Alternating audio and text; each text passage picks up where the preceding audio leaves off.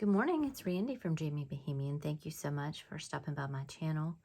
Today I'm coming on to do a quick flip through of the journal that I was calling Bertha. Now she still doesn't have an official name yet. She's going to a co-worker's daughter for her birthday. And I don't know, I'm just kind of stumped on the name and Bertha just keeps sticking. So ignore my hands, I've been painting. So.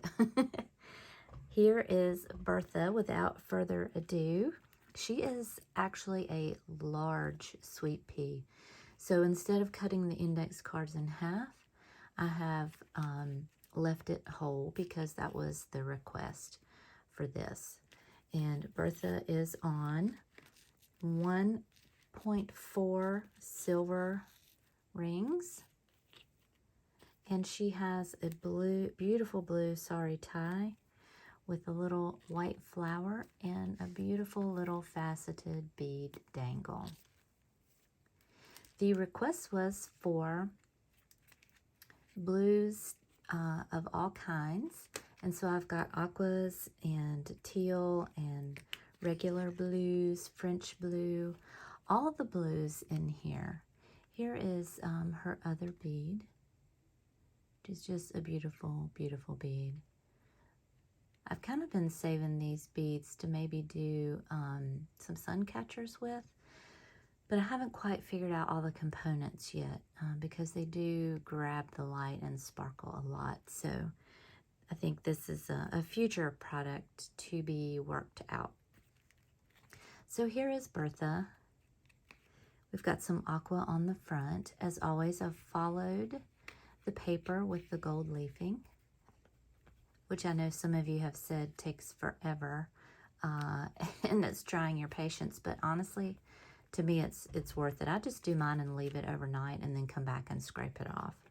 I do all the pages at one time and just lay them out. There's just a little fabric poof there with some bling.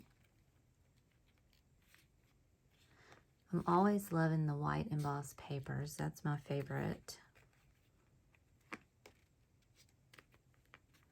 I love how this turned out. I did this one on my, what's it called, the jelly plate, and just gave it some more texture. I love this color. That beautiful little star stamp up there just to follow the line of that paper. Makes it look like the sky. I've used Sheila's bling throughout as little page tabs. I love this page. This has some Tim Holtz paper on it. And I'll link that below. It is,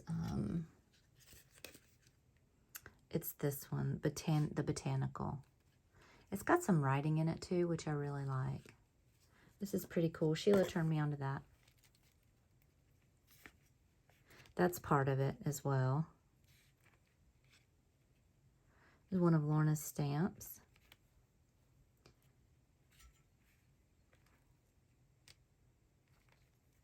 It's a napkin.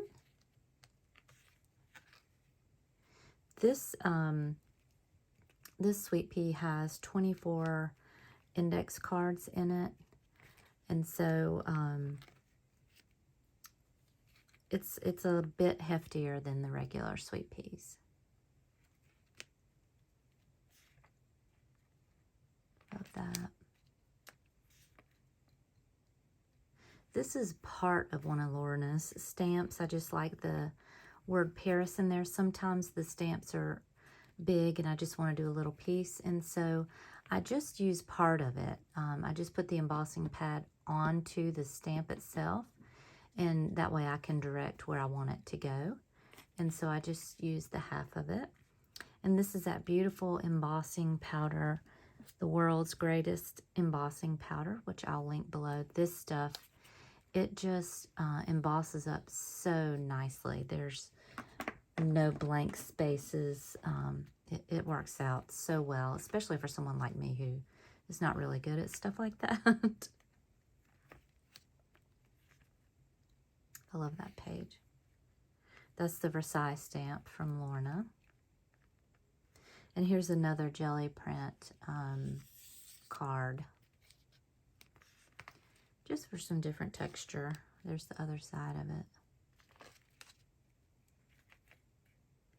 Some of Sheila's trim. Star stamp. Trying to figure out where the where the light's catching everything. One of Lorna's stamps. I've just done minimal